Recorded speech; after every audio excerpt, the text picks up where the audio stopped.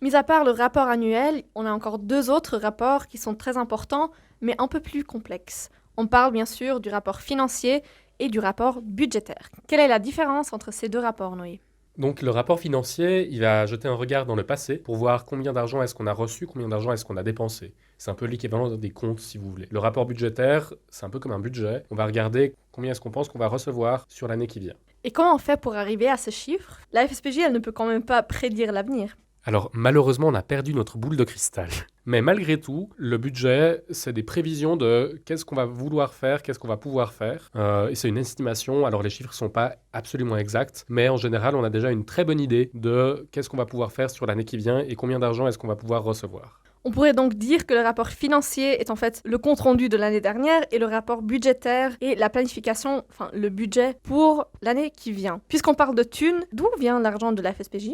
L'argent, il vient de 3 endroits différents. Donc, un premier tiers, c'est du fundraising, c'est des cantons, c'est des communes, c'est des fondations, c'est des entreprises qui donnent à la FSPJ pour que la FSPJ réalise ses activités. Un autre tiers, ça vient de l'Office fédéral des assurances sociales, l'OFAS, qui est une subvention étatique. Et le dernier tiers, ça vient de la vente de produits, la vente de services. Et quels sont les services que rend la FSPJ? Donc les services rendus, c'est tout ce qu'on vend. Ça concerne notamment tout ce qui peut être des clips, tout ce qui peut être des brochures, des formations ou des ateliers qui sont donnés à des structures externes qui payent la FSPJ pour ses prestations. Du coup, on vend des choses, on fait combien de bénéfices avec ça? Donc dans nos statuts, on n'a pas de but commercial, c'est-à-dire qu'on ne cherche pas à faire de bénéfices. On est une association à but non lucratif, c'est-à-dire que le bénéfice à la fin de l'année il doit être de zéro. C'est-à-dire que les recettes et les dépenses doivent être égales, la différence doit être de zéro. Mais attends voir, dans le rapport financier et le rapport budgétaire, il est toujours question de réserve, c'est pas un bénéfice ça? Non, les réserves, c'est pas un bénéfice. En fait, le bénéfice, donc, on va prendre les recettes et on va faire moins toutes les dépenses. Et à la fin, dans une société cotée, par exemple, le bénéfice, c'est ce qui va être redistribué aux actionnaires. Et du coup, pour nous, les réserves, c'est quoi?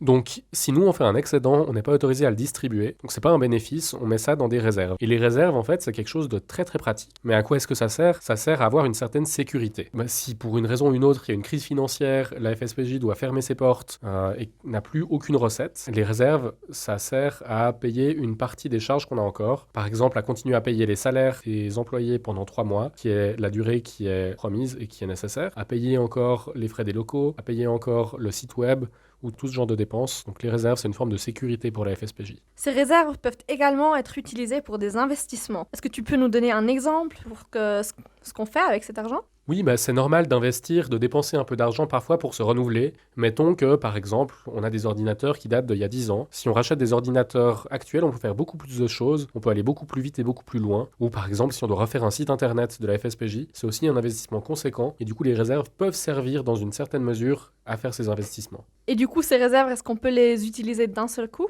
Non, ça aurait aucun sens parce que les réserves, c'est une sécurité qu'a l'organisation. Et si on dépense tout d'un coup, on abandonne cette sécurité. Donc ces réserves, on les utilise pour des projets ponctuels, pour des investissements et pas pour du fonctionnement qui a lieu tous les jours. Par exemple, si on voulait augmenter de 10% tout le monde, dans l'idée ce serait très chouette, mais les réserves seraient très vite vides à zéro. Donc, du coup, ces réserves, on doit les utiliser de manière très précautionneuse dans une idée de durabilité et de stabilité de l'organisation. Du coup, quelles sont les règles qu'on a à la FSPJ pour gérer d'une façon responsable ces réserves? Donc par rapport à ça, juste un tout petit concept qu'il faut expliquer en 2 mots, c'est le ratio, le rapport entre le capital et le chiffre d'affaires. Donc le capital, c'est ce qu'on a. Le chiffre d'affaires, c'est l'ensemble des dépenses sur une année. Et donc, selon des normes de bonne gouvernance en Suisse, donc selon ces normes de bonne gouvernance, on essaye de viser un rapport de 30% entre les réserves et le chiffre d'affaires sur une année. Donc pourquoi est-ce qu'on fixe ça à 30%? Parce que ça correspond à peu près 3 mois d'activité de la FSPJ. C'est-à-dire que si le monde s'arrêtait de tourner, la FSPJ pourrait continuer encore pendant 3 mois sans avoir aucune recette. Ça permettrait de payer les employés, de continuer à louer les locaux jusqu'à la fin du contrat, de continuer à payer le site web jusqu'à la fin du contrat et toutes les autres dépenses qui pourraient être liées à cette période-là qui est assez fragile. Et donc ces 30%, c'est très conséquent et il a fallu longtemps à la FSPJ pour constituer ses réserves. Je vois ce que tu veux dire. J'ai juste une question qui me reste par rapport aux réserves. L'argent pour ça vient d'où? Donc l'argent pour ça, c'est que dans chaque budget de projet, on va rajouter 3% qui vont être versés aux réserves. Et ça permet déjà d'avoir une petite marge de sécurité. Et si jamais on réussit à remplir complètement le budget, ces 3%, ils vont être versés aux réserves. J'aimerais revenir sur un point que tu as soulevé plus tôt. Tu avais dit que la FSPJ obtenait un tiers de son argent de l'Office des assurances sociales, donc de l'OFAS. Comment ça se fait que la FSPJ, elle reçoive de l'argent de l'État? Donc l'OFAS, l'Office fédéral des assurances sociales, est en charge de plusieurs politiques publiques, dont la politique publique de promotion et d'encouragement des activités de jeunesse au niveau de la Suisse, principalement sur le cadre extrascolaire. Et dans ce cadre-là, l'OFAS conclut des contrats avec différentes organisations, dont la FSPJ, pour certaines activités. Et c'est donc dans ce cadre que la FSPJ est financée par l'OFAS. La FSPJ, elle reçoit donc de l'argent gratos de l'OFAS? Non, du tout. Pour recevoir de l'argent de l'OFAS, la FSPJ, elle doit respecter les accords qui ont été conclus entre l'OFAS et la FSPJ. Mais est-ce que tu as déjà entendu parler de la convention de prestation qui lie l'OFAS à la FSPJ? Oui, ça me dit quelque chose. Tu parles du contrat qu'on a tous les 4 ans avec l'OFAS?